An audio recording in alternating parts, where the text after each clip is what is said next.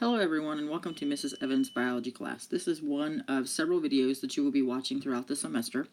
And as you can see, I would like to start this video with a quick review about prefixes and suffixes. Yes, this is a science class, not an English class, but I do want to start with prefixes and suffixes because they are important to understanding the vocabulary that is basically very intensive in biology. First, let me say right now, I apologize for all of the vocabulary. I did not come up with the plethora of vocabulary that mean the same thing, so let me just get that warning out of the way. There is a lot of vocabulary in this class, and part of being able to master the vocabulary is understanding prefixes and suffixes. So throughout the semester, I will highlight key prefixes and suffixes as we get to them. So first, let's start with prefix. Prefix is the first part of the word, and it usually has a specific definition, and the suffix is usually the end of the word, and it also has a specific definition. So you can see I underlined the prefix in red, and the suffix is in blue. So biology, what is biology? Well, if you know the prefix, or the definition for the prefix for bio, then you would know that bio means life. If you know the definition for the suffix, ology, that means the study of. So biology is the study of life when you put the two together. Science. Science is a systematic way to learn things about the natural world.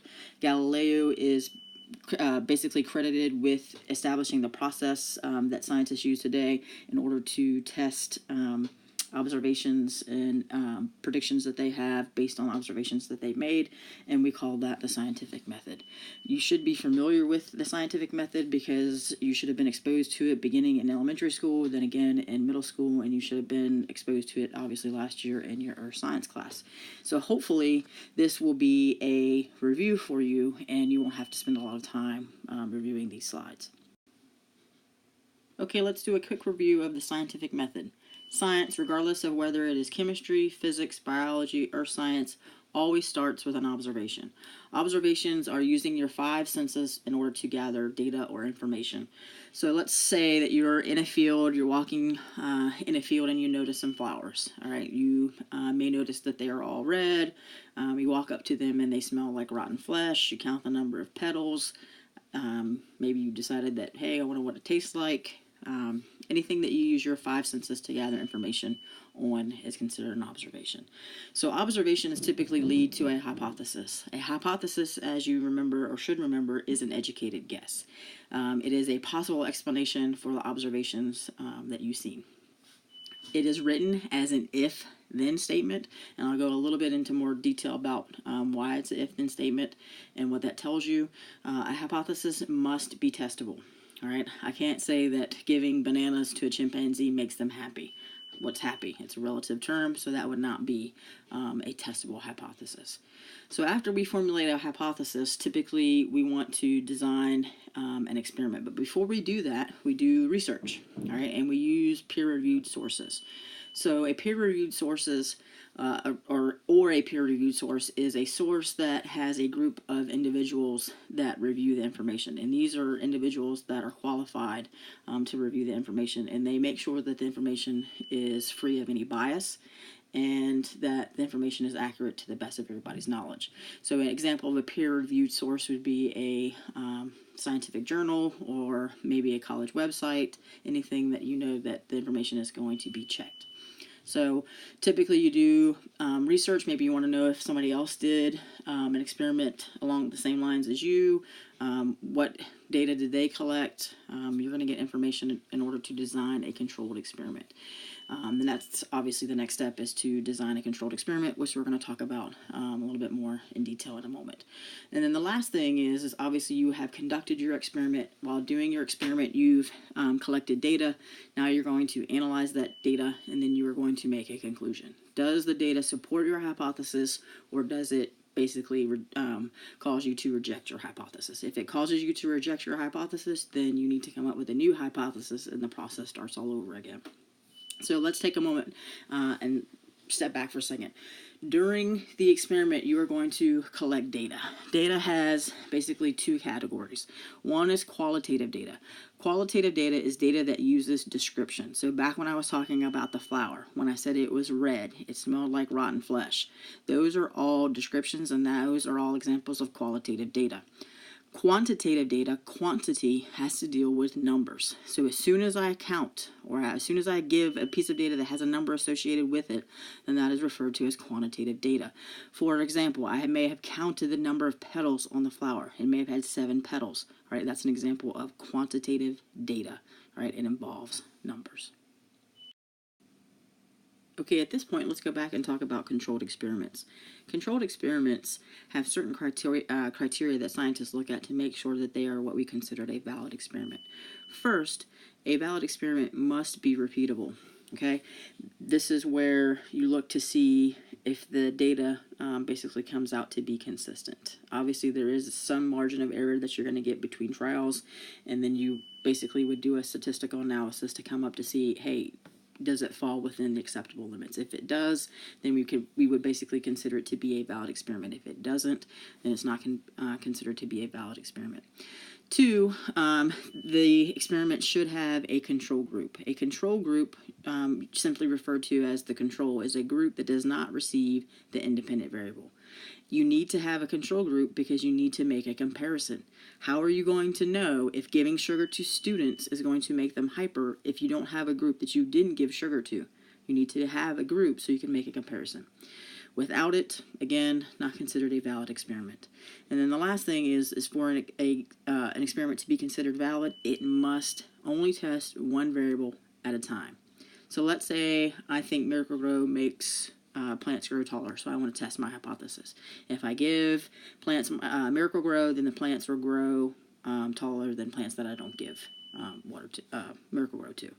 So the only thing that I'm going to change is whether or not I use Miracle-Gro. I'm not going to change, in addition to that, the amount of water that I give, because I won't know which variable caused the increase in height or decrease in height. Was it because I gave them Miracle-Gro that they grew taller, or is it because I gave them more water, or is it a combination of the two that caused the plants to grow taller? So you can only test one variable at a time in order for an experiment to be considered valid.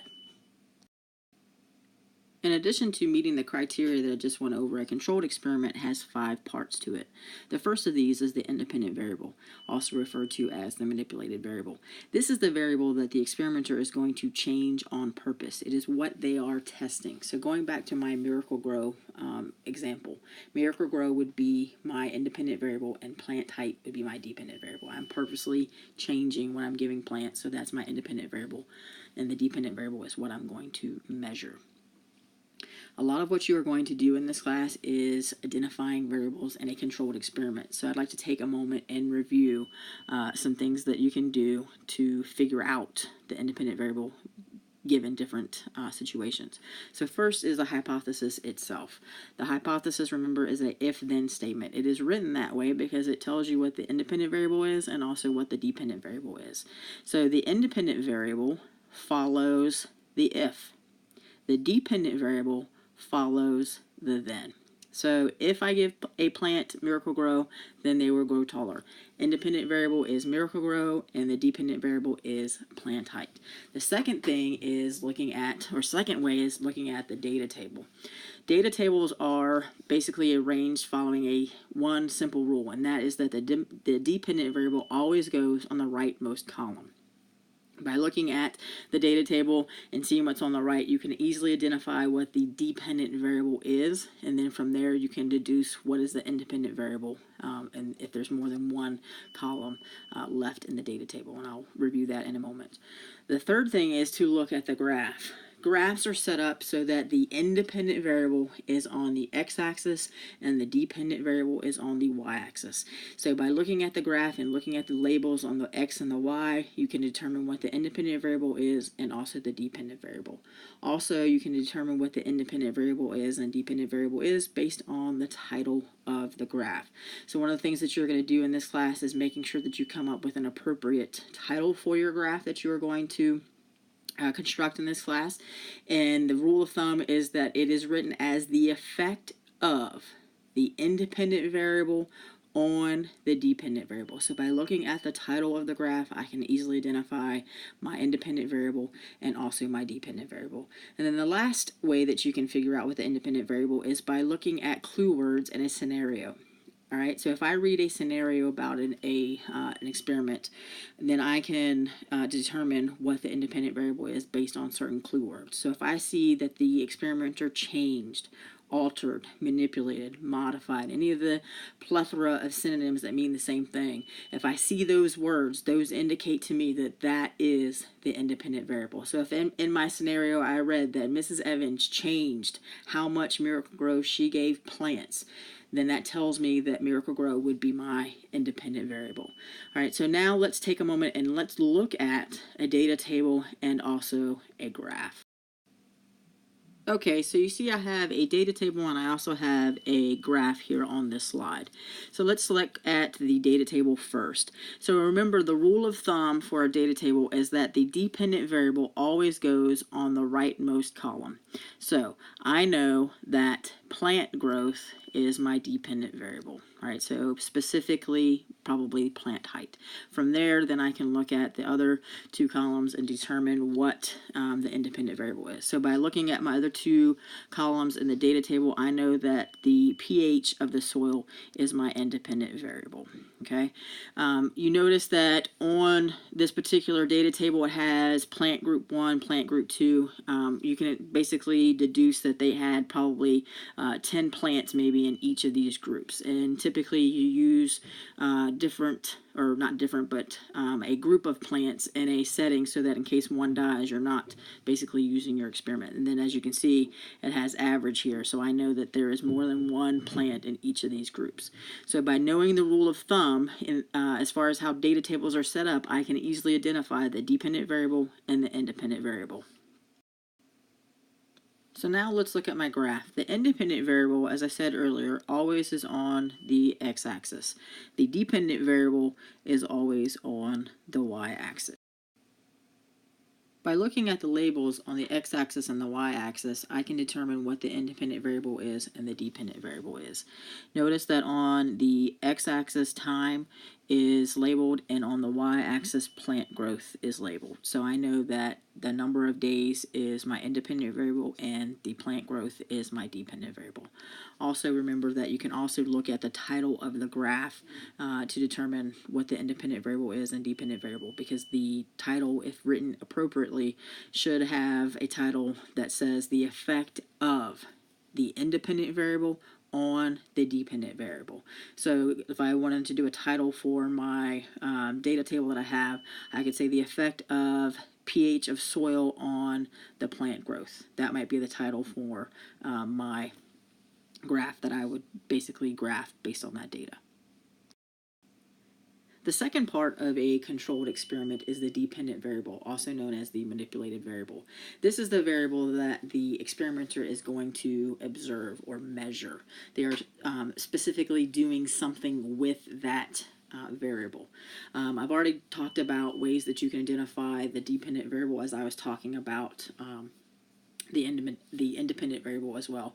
So again, to review, look at the hypothesis. The dependent variable will follow the then. Look at the data table. The rightmost column will be the dependent variable. Look at the graph. The dependent variable is on the y-axis.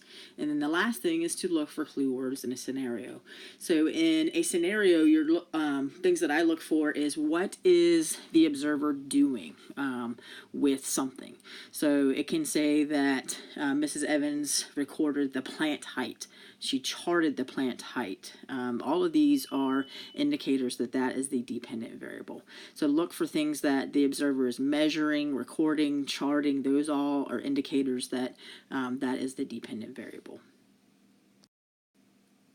Identifying variables in a controlled experiment can be difficult, but if you follow those 4 steps, it will be easier for you to identify independent variables and dependent variables.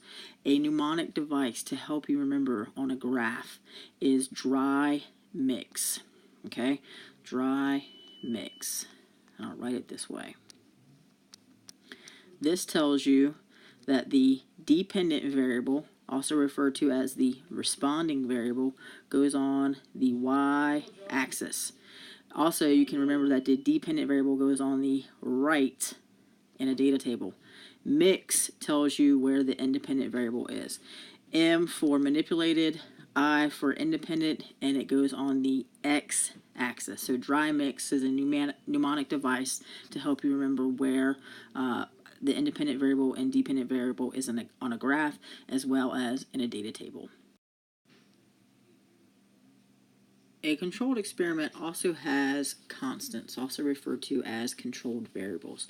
These are items in the experiment that are kept the same. So going back to my plants in Miracle-Gro, if I want to test the effect of Miracle-Gro on plant height, things that I need to keep the same are my constants. Those would be the type of plant that I'm going to use, the location that I'm going to plant them in, the temperature, the amount of sunlight. All of those other factors need to be kept the same. Those are what we call constants. The last thing that I'm going to talk about is experimental group and control group. Remember, a control is the group that does not receive the independent variable.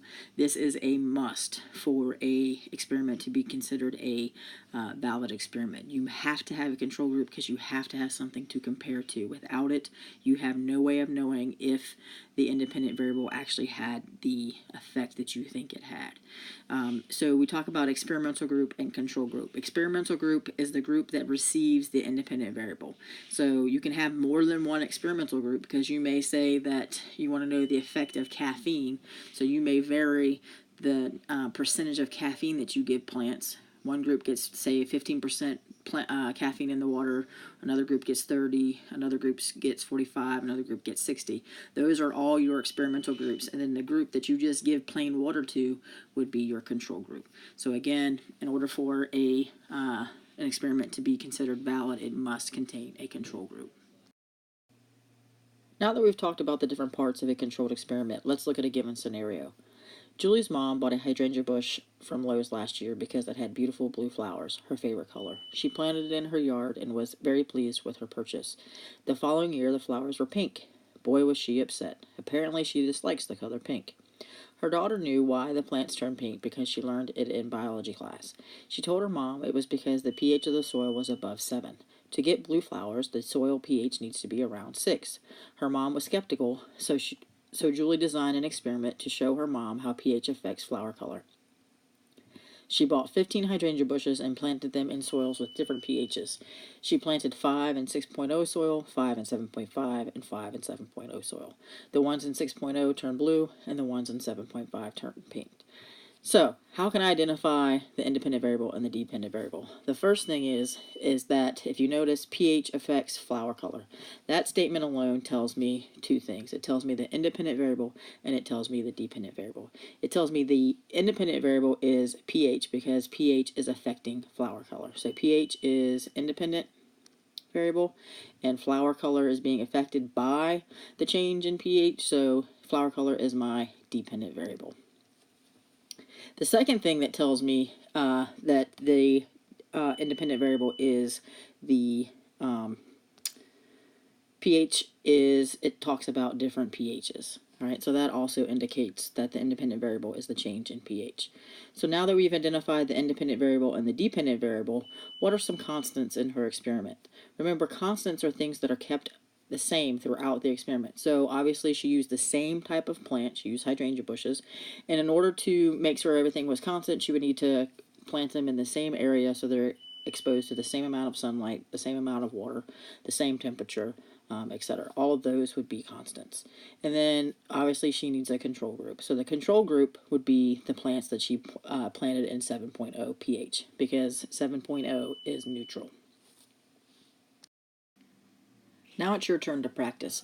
Pause the video, read the scenario, and identify the dependent variable and independent variable.